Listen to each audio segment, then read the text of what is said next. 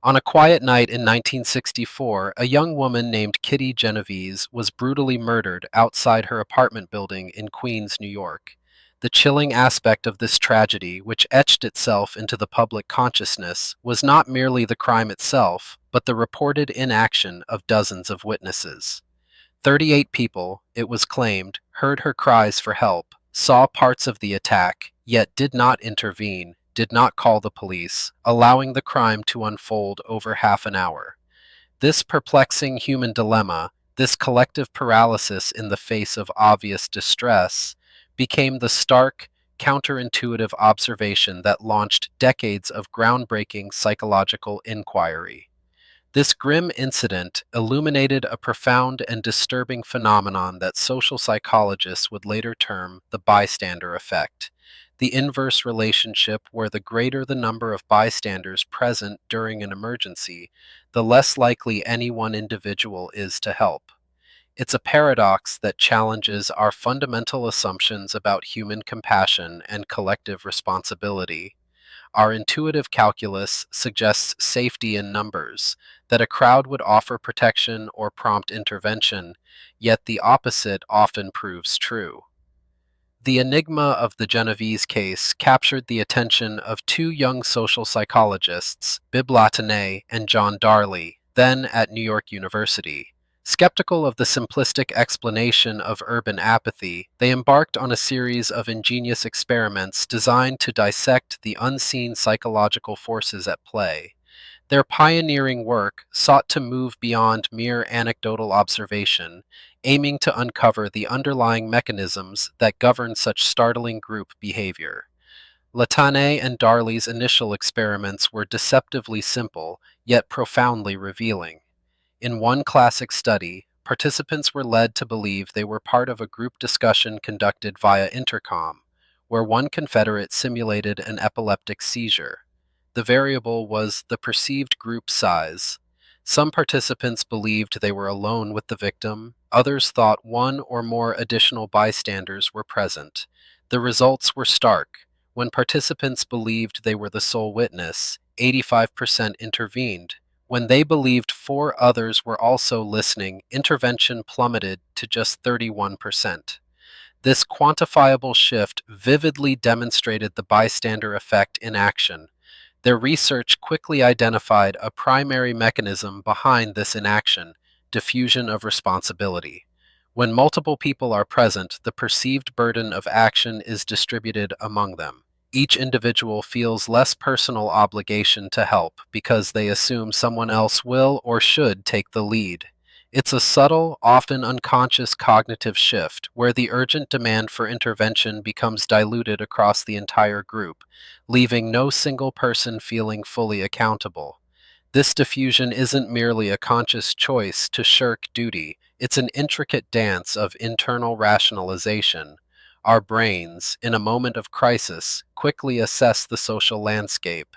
If others are present, the internal dialogue often defaults to someone else has probably already called for help, or surely that person is more capable. This mental calculus allows individuals to maintain a sense of moral integrity even while remaining inactive, as the perceived responsibility has been offloaded to the anonymous collective. Beyond the diffusion of responsibility, Latané and Darley also identified another potent force at play: pluralistic ignorance. This cognitive bias describes a situation where individuals in a group privately reject a norm, but incorrectly assume that most others accept it, and therefore conform to it publicly. In the context of an emergency, if no one else is reacting, we tend to interpret the situation as non-emergent, or that our concern is unfounded. We look to others for cues, and if everyone else appears calm, we may suppress our own alarm, leading to a collective misinterpretation of reality. Consider a smoky room experiment. Participants filling out questionnaires alone quickly reported the smoke. But when in a room with two passive Confederates who ignored the smoke, the actual participants were far less likely to report it, often continuing to work even as the room filled. This illustrates pluralistic ignorance with chilling clarity. Individuals, observing the apparent nonchalance of others, suppress their own instincts, mistakenly assuming that since no one else is reacting, there must be no real danger. The group's inaction becomes a powerful, misleading signal. The dangerous interplay between diffusion of responsibility and pluralistic ignorance creates a self reinforcing loop in a crowd.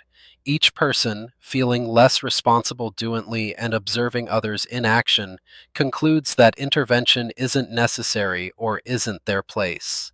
This collective misjudgment is not a sign of inherent cruelty, but rather a complex social algorithm, a flaw in our default group processing that can transform a gathering of potentially helpful individuals into a paralyzed, unyielding mass. The greater the ambiguity of the situation, the more pronounced these effects become, as individuals become increasingly reliant on the social cues of others. Furthermore, the sheer cognitive load in an emergency situation can overwhelm an individual's decision making process. Faced with a sudden, unexpected crisis, our brains grapple with multiple competing demands, assessing the nature of the threat, evaluating personal safety, considering the potential repercussions of intervention, and simultaneously monitoring the reactions of others. This cognitive bottleneck can lead to a freeze response, where the mental architecture struggles to compute an appropriate course of action, often resulting in no action at all. This internal calculus involves a rapid, often subconscious, risk benefit analysis. What are the personal costs of intervening? Potential danger, embarrassment, legal liability. What are the benefits? Helping someone in need, feeling good about oneself. In a crowd, the perceived costs can seem higher and the benefits more diffuse, especially when responsibility is shared.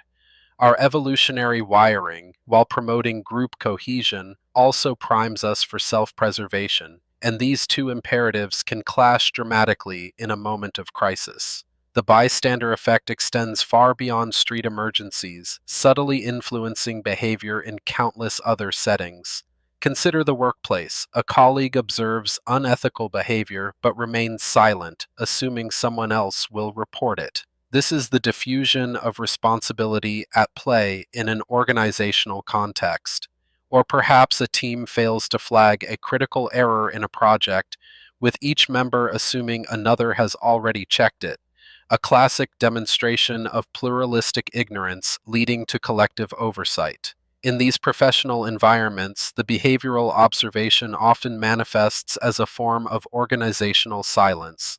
Employees might privately recognize issues but publicly conform to an unspoken norm of non confrontation, fearing social repercussions or a perceived lack of support. This dynamic can stifle innovation, perpetuate harmful practices, and prevent critical feedback from reaching decision makers, demonstrating the insidious reach of these social psychological phenomena beyond immediate physical emergencies. The role of perceived social norms and group cohesion further reinforces inaction. If a group values harmony and avoids confrontation, individuals are even more likely to suppress their own concerns and defer to the apparent collective consensus.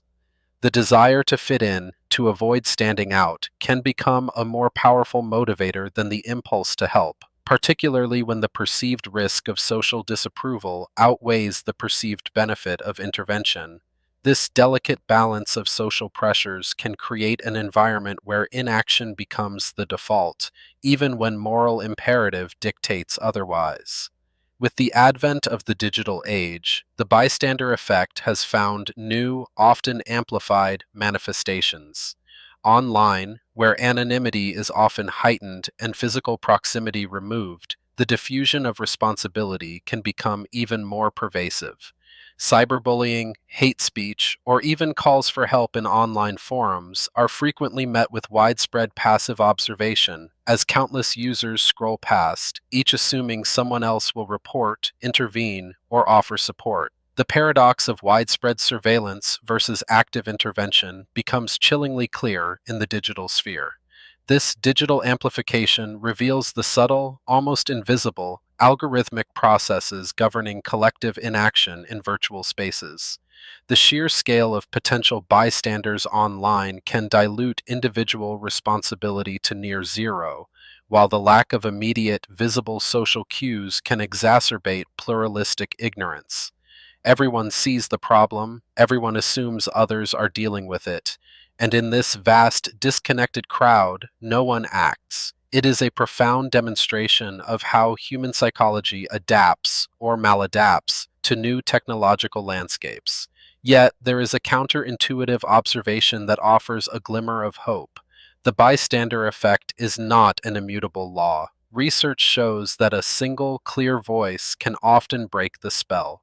When someone explicitly points out the emergency, assigns responsibility directly, or simply acts first, the psychological barriers begin to crumble.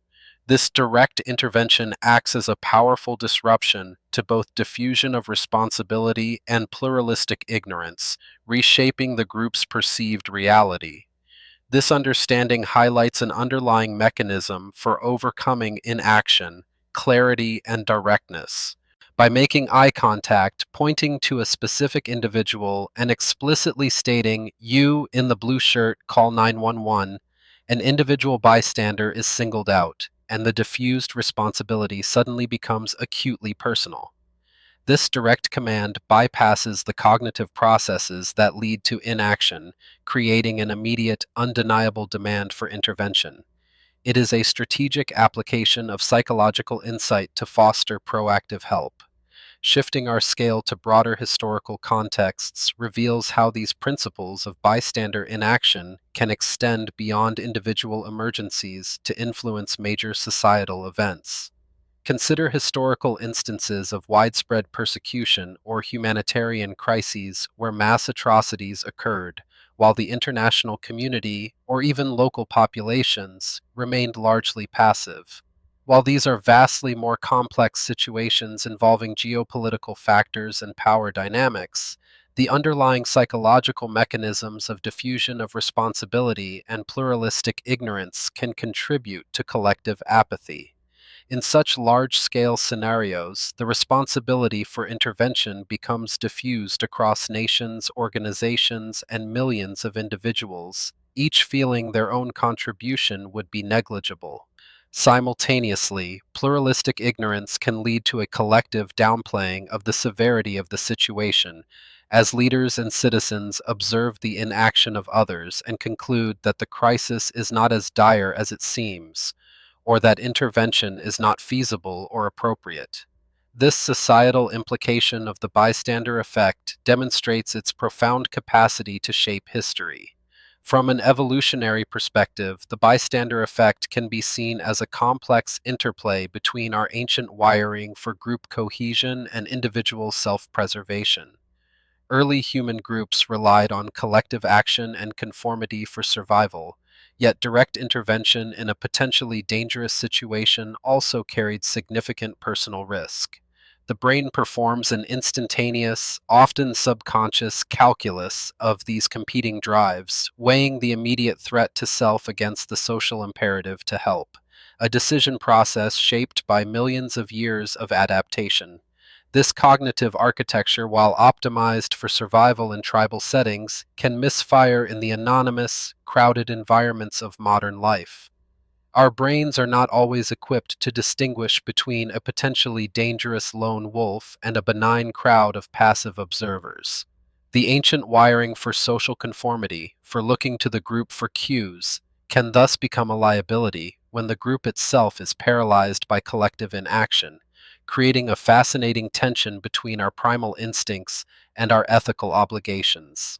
The profound realization is that understanding these mechanisms allows us to transcend them. The bystander effect is not a condemnation of human nature, but a revelation of the intricate mental architecture and social algorithms that govern our behavior. It teaches us that our inaction in a crowd is often not a failure of character, but a predictable outcome of specific psychological forces that can be identified, understood, and ultimately counteracted. This intellectual shift moves us from merely judging individuals to recognizing the systemic psychological forces that shape our choices. It transforms our perspective on human behavior, revealing that the calculus of empathy and intervention is not solely an individual moral choice, but a dynamic interplay between internal cognitive biases and external social cues. The insights from Bibb Latané, John Darley, and countless subsequent researchers provide us with a powerful lens through which to decode these complex social algorithms. The ongoing challenge, then, is to consciously override these default settings.